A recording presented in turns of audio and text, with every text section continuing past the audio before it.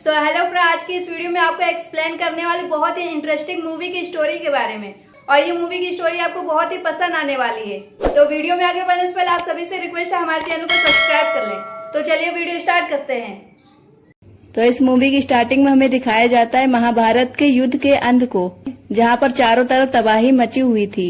हर तरफ सैनिकों की लाशें मिट्टी खून से भरी हुई हैं और इसी बीच कौरवों का एक युद्ध चल रहा था जिसका नाम होता है अश्वत्थामा। एंड अब अश्वत्थामा इतने गुस्से में होता है कि वह अर्जुन के बेटे अभिमन्यु की बीवी उत्तरा के गर्भ में पल रहे हैं बच्चे की तरफ एक ब्रह्मास्त्र चला देता है। और इसे देखकर हम समझ पाते हैं कि उन्होंने ऐसा क्यों किया, और इसके बारे में हम एंड में बात करेंगे। तो बात कर लेते हैं कृष्ण की। अब कृष्ण भगवान भी अश्वत्थामा के इस एक्ट से बहुत ही गुस्से में थे। कृष्ण भगवान अश्वत्थामा के माथे की मणि को निकालते हुए उसको श्राप देते हैं कि वो मरेगा नहीं, सड़ेगा, उसके शरीर को कीड़े खाएंगे, उसके माथे से खून बहता रहेगा लेकिन उसका कोई भी घाव भरेगा नहीं। अब उसको इंतजार करना होगा कलयुग के अंत का, जब पाप बढ़ जाएगा और पुण्य बिल्कुल नहीं बचेगा, और तब जाकर वो अपने 10वें अवतार में जन्म लेंगे।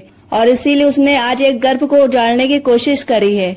एंड वैसे भी फ्यूचर में उसको उस लेडी का गर्भ बचाना पड़ेगा जिसके अंदर उनका 10वां अवतार पलेगा, और तभी उसका यह श्राप खत्म होगा। एंड यह जो मणि होगी यह खुद पे खुद उसके पास पहुंचकर चमकेगी, उसे इशारा करेगी कि हाँ वक्त आ चुका है। एंड इसी के बाद कहानी आती है प्रेजेंट में, जिसके बाद हमें दिखाया जाता है 2898 एडी में, यानी कि महाभारत के समय से आज तक कुल मिलाकर 6000 वर्ष महाभारत हुई थी।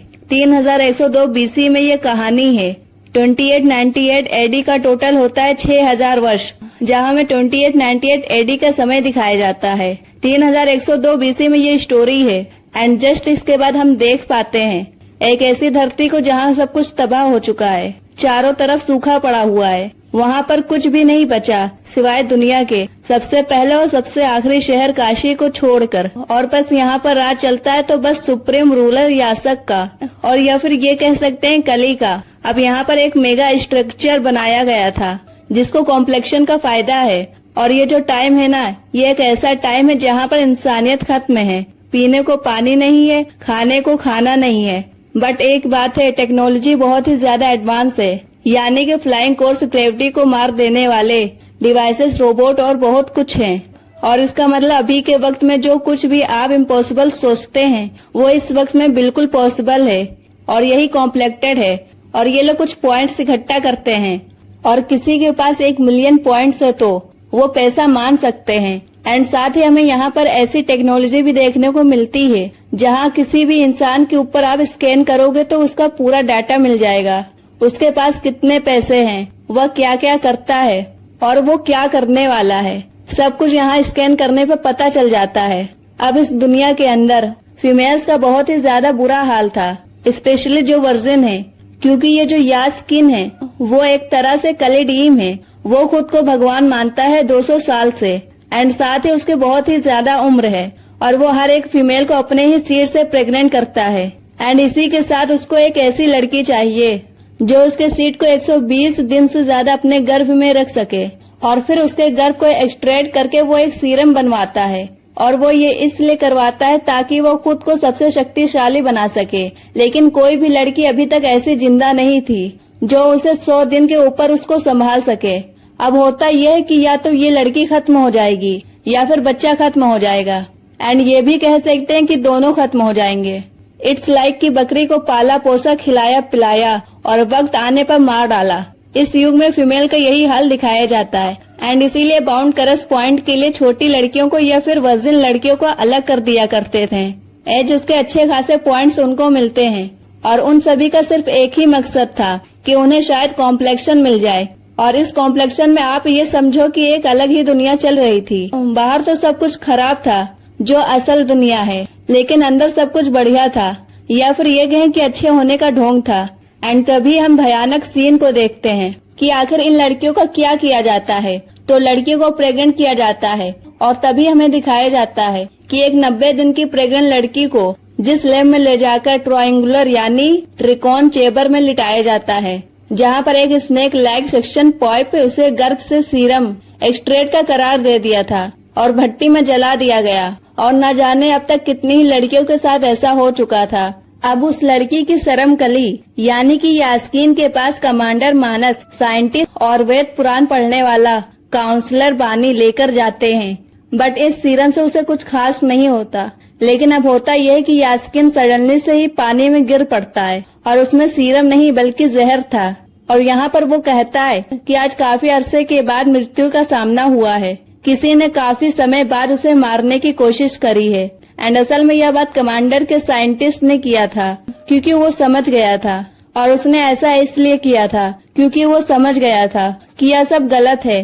बट ऑब्वियस यास्कीन के हिसाब से ये एक नए कल की शुरुआत थी, तो साइंटिस्ट को अपनी जान से हाथ गंवाना पड़ता है। और आप सभी को लगता है कि कितना पाप बढ़ गया है, तो क्या कहीं पर पुण्य नहीं बचा? तो ऐसा नहीं है। असली भगवान को मानने वाले आज भी जिंदा हैं, जिनको रेबल कहते हैं। ये लोग संभाला में रहते हैं और संभाला सबसे छुपा हुआ है। अदरवाइज यह स्किन एंड कमांडर इस जगह को तबाह कर देते हैं। इसका मतलब है कि वो अभी तक इस जगह को नहीं ढूंढ पाए और ये रेबल छुपकर सबकी हेल्प करते हैं। और इन सब की एक मेन लीडर है जिसका नाम मरियम है। और मरियम अश्वत्थामा महाभारत कल की अवतार है कि अश्वत्थामा महाभारत कल की अवतार सब पर विश्वास रखती है कि एक दिन माँ आएंगी जिसके जरिए कल्कि आएंगे। एंड इसके बाद हमें यहाँ पर कुछ लोगों को दिखाया जाता है जिन्हें काशी लेकर जा रहा था उनसे काम करवाने के लिए। और फिर हम कॉम्प्लेक्टेड को देखते हैं जिसका किरदार मृणाल ठाकुर ने निभाया था। और उसके पास एक रेबल आता है जो अश्वत्थामा की मनी को लेकर आया था, क्योंकि असल में दिव्या प्रेग्नेंट थी। संभाला में ऐसा माना जाता था कि कल भगवान पास होंगे तो यह मनी चमकेगी, लेकिन ऐसा कुछ नहीं होता। यानी कि दिव्या प्रेग्नेंट तो थी लेकिन कल के भगवान उसके गर्भ में नहीं थे। एनीवेज बाउंड हंटर उनको पकड़ लेते हैं और वो मनी वहीं पर गिर जाती है। बट वो छोटी बच्ची इस मनी को उठा लेती है और भागने लगती है, लेकिन उसके पीछे भी एक रोबोट पड़ गया था। और फिर हमें कमांडर को दिखाया जाता है और कमांडर के सामने उसको पेश किया जाता है, यानी कि दिव्या को और उस रेबल को जहाँ प्रोजेक्शन के जरिए मरियम से बात करता है कि वो अगर संभाला का पता बता देगी तो उसके आदमी और उस लड़की को छोड़ दिया जाएगा। बट ऑब्वियस ये सब झूठ बोलते हैं और यही वजह होती है कि मरियम कुछ भी नहीं बोलती और ना ही वो रेबल बोलता है। एंड वहीं पर दिव्या को ये लोग मार डालते हैं एंड इसी के साथ रेबल की भी मौत हो जाती है। और ऐसा लग रहा था कि जैसे धरती पे वाकई में अच्छाई खत्म हो गई है। और फिर हमारी मुलाकात होती है बाउंड हंटर से जिसका नाम भैरवा था और इसका रोल प्रभास ने किया था। भैरवा की एक रोबोट कार AI बुज्जी होती है जो एक लड़के को 5000 पॉइंट्स के बेसिस पर एनालाइज करती है जो उसी ट्रक के अंदर आया था। फिर हमें दिखाया जाता है यहाँ पर एक छोटी बच्ची भी थी, यानी कि वो छोटी लड़की जो भाग गई थी अब यहाँ पर है। और यहाँ एक हर बाउंड हंटर की विश होती है कि वो 1 मिलियन पॉइंट्स करे ताकि कॉम्प्लेक्शन फाइटर हो। और अब बात करें स्पेशली भैरवा की, तो उसको पाल पोस कर कैप्टन ने बड़ा किया था। अब कैप्टन उसको जैसे ही बेचने वाला होता है उससे पहले भैरवा कैप्टन को ही बेच देता है। मीनिंग है वॉज वेरी स्मार्ट। लेकिन फिलहाल वो कर्जे में है, रेंट नहीं दे पाता, लोगों के पॉइंट्स नहीं लौटा पाता। और भैरवा का बस एक ही ड्रीम था कि उसको भी एक कॉम्प्लेक्शन मेंट मिलता है कि एटलीस्ट वो उसको वहाँ पर लेकर चले।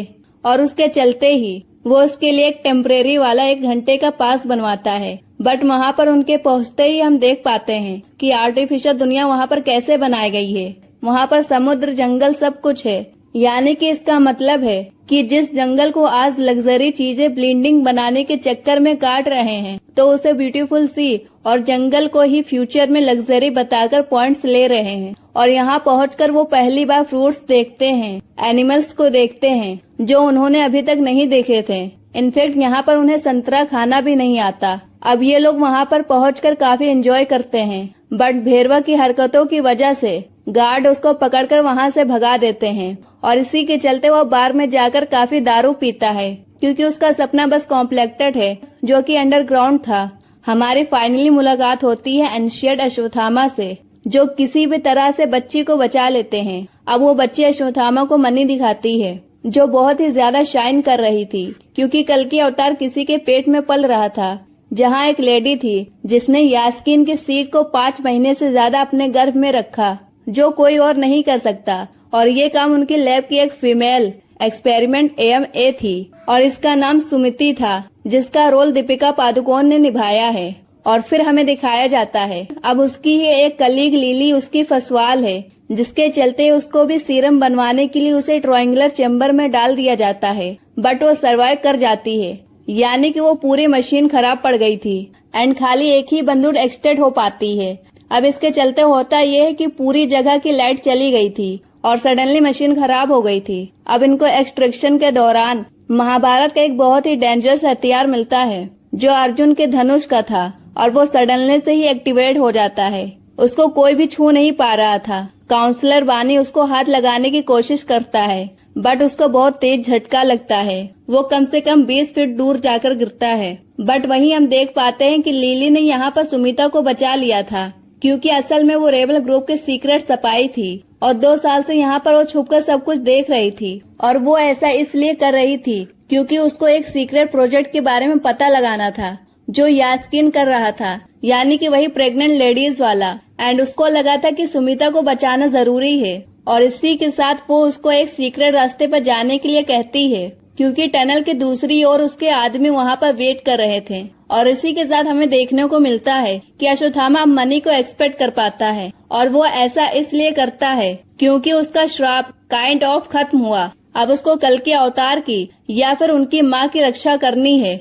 यानी कि सुमिता की अचानक से अश्वत्थामा के सारे जख्म भर जाते हैं और वह बिल्कुल ठीक हो गया था। और फिर सीन जाता है सुमिता के पास। अब सुमिता टनल से बाहर जाने लगती है, बट चारों तरफ आग वाले सेंसर्स होते हैं जो उसको तुरंत ही पिघला देते हैं। और इसी वक्त हमें दिखाया जाता है भगवान श्री कृष्ण की शक्ति को, बट उससे कुछ नहीं हो पाता। और हम यह भी देख पाते हैं कि भैरवा के साथ भी कुछ डिफरेंट होता है, और उसके पास कृष्णा जी की एक भारी मूर्ति आकर गिरती है, जिसको वह देखते ही संभालता है। बट ऐसा सिर्फ हम देखते हैं कि वह कृष्ण भगवान थे, उसको इशारा देते हुए। और भैरवा भी यह फील कर पाता है कि कुछ तो डिफरेंट हुआ है। एंड वही काशी के सभी लोग देख पा रहे थे कि वहाँ पर कुछ न कुछ अलग है। एनीवेज अब लिली के जो रेबल वाले लोग थे वो बाहर वोट कर रहे थे, बट हमें दिखाया जाता है लिली ने खुद की कुर्बानी दे दी। अब इन रेबल के अंदर 2 लवर्स होते हैं, जिनके नाम अज्जू और कायरा था, और एक का वीर होता है। एंड सुमिता को वो संभालने लगता है। और यहीं पर दीपिका पादुकोण इस लैब एक्सपेरिमेंट सम 80 की सुमिता नाम कायरा ने ही दिया था।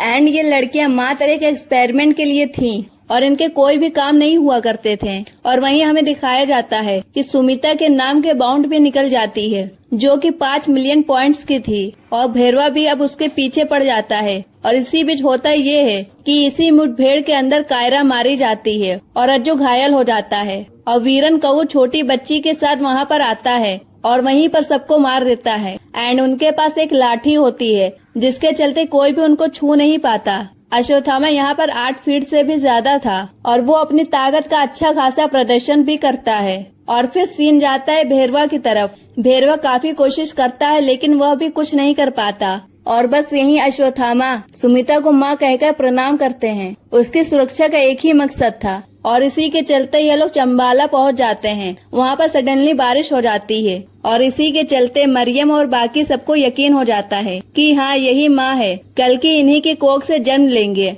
और अंदर एक पेड़ भी था, जो मेरे ख्याल से अश्व था, वृक्ष होगा, जिसके नीचे कल की भगवान का जन्म होना था। और यहाँ पर इतने सालों बाद 2 पत्ते भी उगते हैं। इसका मतलब है कि भगवान आ चुके हैं। और ये जो पेड़ है वो अंडरग्राउंड होता है, यानी कि ये पेड़ जमीन के नीचे होता है, न कि ऊपर की साइड। और यहाँ जैसे कृष्ण के अवतार के समय बारिश हुई थी, सेम हमें यहाँ पर वैसा ही माहौल देखने को मिलता है। बट वहाँ पर दिक्कत ये होती है कि भैरवा कमांडर से यह डील करता है कि सिर्फ वही अश्वत्थामा को हराकर सुमिता को वापस ला सकता है, और कमांडर उसके लिए मान जाता है। और भैरवा अपनी कार बुज्जी को ठीक करता है, मॉडिफाई करता है, और इसी वजह से अश्वत्थामा ने बिल्कुल खत्म कर दिया था। अब यहाँ पर हमें दिखाया जाता है कि भैरवा आखिर संभाला कैसे जाएगा। असल में भैरवा के पास एक रेबल होता है जो कि संभाला का पता जानता था, और यह वही लड़का था जो कि काशी वाले ट्रक में आया था। और भैरवा ने उसे 5000 पॉइंट्स के लिए बचा के रखा था, और वो भैरवा का बहुत ही बड़ा फैन था, और वो उस पर भरोसा करके उसको वहाँ पर ले जाता है। बट भैरवा सिर्फ खुद का ही सोच रहा था, और उसको कल्कि और इन सब पर बिल्कुल भी भरोसा नहीं होता है। और फिर सीन जाता है मीनवाल की तरफ। मीनवाल अश्वत्थामा सुमिता को समझाता है कि यहाँ पर सभी लोग खत्म भी हो जाएंगे तो उनका खात्मा अच्छे के लिए होगा और भगवान का जन्म खास नक्षत्रों में होना है जो कि करीब है एंड इसीलिए वह हमेशा उसकी रक्षा करेंगे। अश्वत्थामा अपनी छड़ी यानी कि लाठी का राज भी बताता है कि यह लाठी नहीं है बल्कि उनके करीबी दोस्त उनसे भी ताकतवर थे। इनफैक्ट सबसे ताकतवर योद्धा, और अब उनकी डेथ हो चुकी है। यानी कि इसका मतलब विक्ट्री और यह धनुष करण को किसी और ने नहीं बल्कि स्वयं परशुराम जी ने दिया था कि अब करण नहीं रहा तो यह मात्र एक बूढ़े व्यक्ति की लाठी बन गई है। और अब होता यह है कि संभाला के अंदर भैरवा के साथ साथ ढेर सारे कॉम्प्लेक्सन का बनाया हुआ एक हथियार था जो कि संभाला के सारे हथियारों को खत्म कर देता है, यानी कि मेन चीज को खत्म कर देता है। अश्वत्थामा और भैरवा के बीच खूब लड़ाई होती है एंड अश्वत्थामा उसको हरा भी देता है, बट कमांडर मानस मरियम को मार डालता है।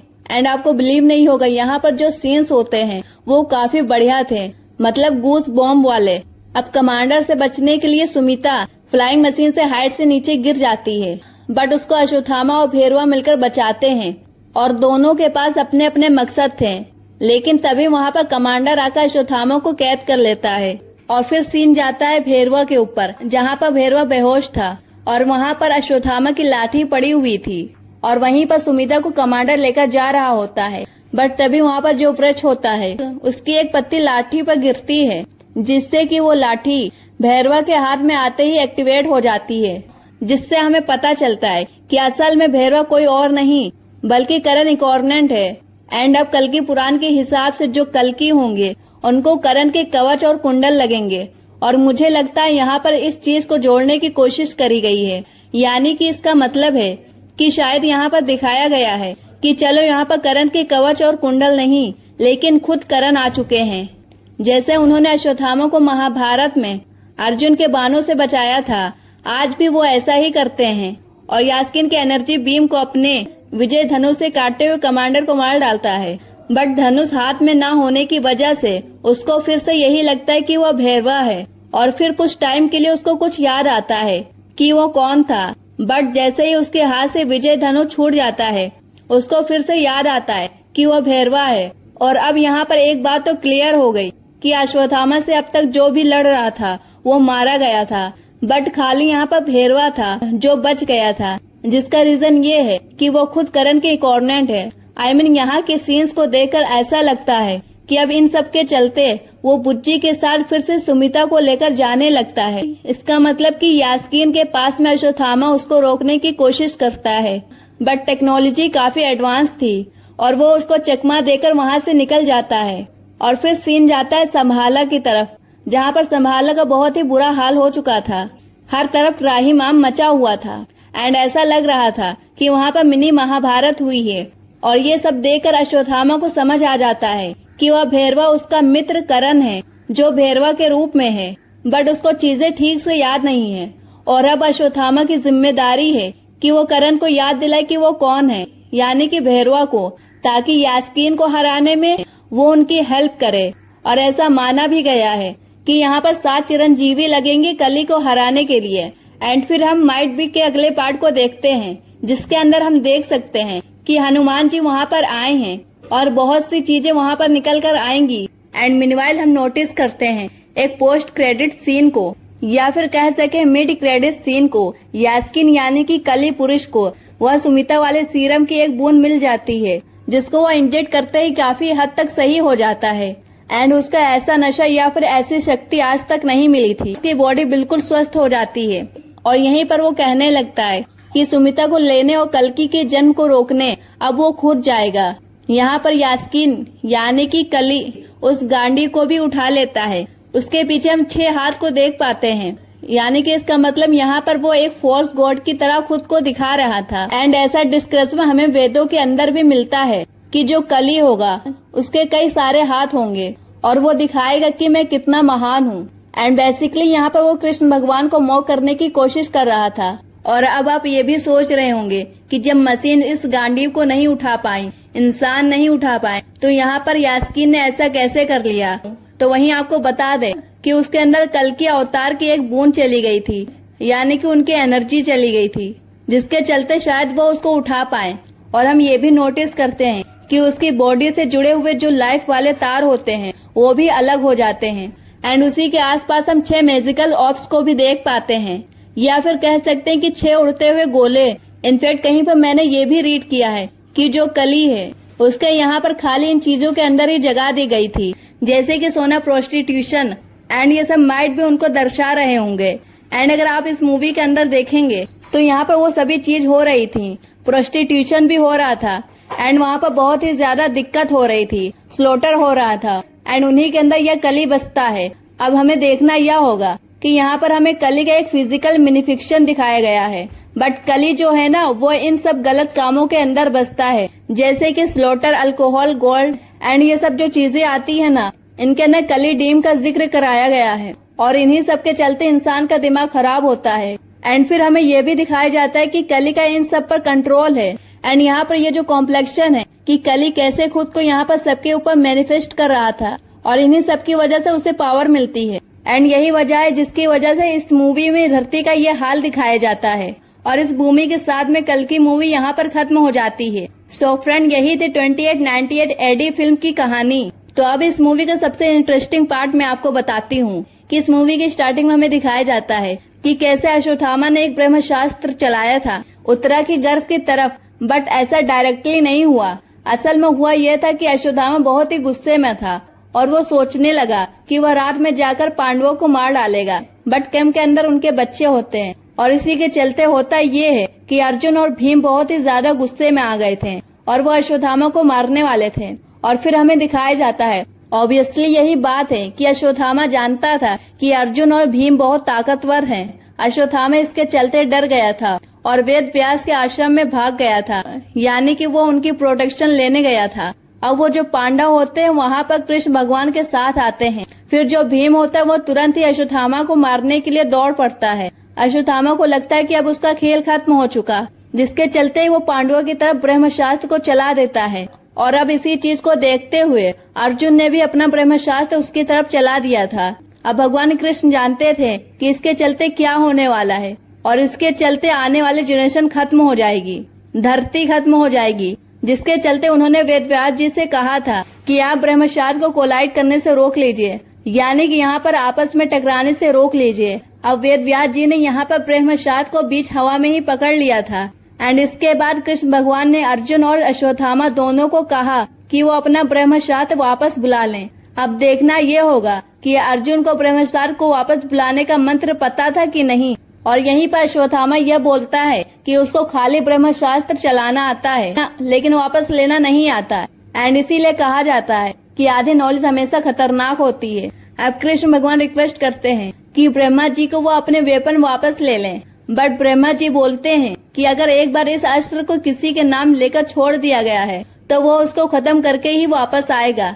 और इसके चलते होता ये है कि इस ब्रह्मशास्त्र को रिडायरेक्ट करा गया था उत्तरा के गर्भ की तरफ, जहाँ पर अभिमन्यु का बच्चा पल रहा था। अब होता ये है कि वो जो उत्तरा होती है वो कृष्ण भगवान को उसको अपनी गोद में लेकर उसे पुनर्जीवित कर देते हैं और इसी के चलते उसका नाम परीक्षित होता है। एंड अब जाकर सेम टाइम पर कृष्ण भगवान अश्वत्थामा को क्रश करते हैं कि वो हमेशा जिंदा रहेगी, कस रहेगा, हमेशा उनके घाव रहेंगे, उसके माथे से हमेशा खून बहता रहेगा। इनफैक्ट उन्होंने ये भी कहा है कि कृष्ण भगवान ने खुद की मनी नहीं निकाली थी बल्कि भीम ने उसकी मनी निकाली थी। बट जो कल की मूवी की स्टार्टिंग वाला सीन है वो इसीलिए दिखाया गया है ताकि आपको समझने में आसानी हो। हर किसी को हमारे हिस्ट्री के बारे में प्रॉपर नॉलेज नहीं है, तो इसी चीज को आसान करने के लिए अश्वत्थामा को श्राप दिया गया था और उसकी मनी निकाली गई थी। और इस चीज को सिंपल तरीके से दिखाया गया ताकि हम सभी लोगों को इसकी स्टोरी समझ में आ सके। बाकी इस मूवी के अंदर कुछ न कुछ छोटी मोटी कमी रही होंगी, या फिर ये भी हो सकता है कि वो स्टोरी को अपने हिसाब से इधर उधर करेंगे, या फिर ये भी हो सकता है कि कल की पार्ट 2 के अंदर हमको और डिटेल में चीजें बताई जाएंगी। बाकी आप लोग बताना कि आप लोगों को मूवी कैसी लगी। एंड मुझे ऐसा लगता है कि ये मूवी इस साल की one of the biggest hits भी होने वाली है। एंड वीडियो पसंद आई तो वीडियो को लाइक जरूर कर देना और ऐसे ही मूवीज की स्टोरीज के लिए हमारे चैनल को सब्सक्राइब करें। मिलते हैं नेक्स्ट वीडियो में, तब तक के लिए बाय।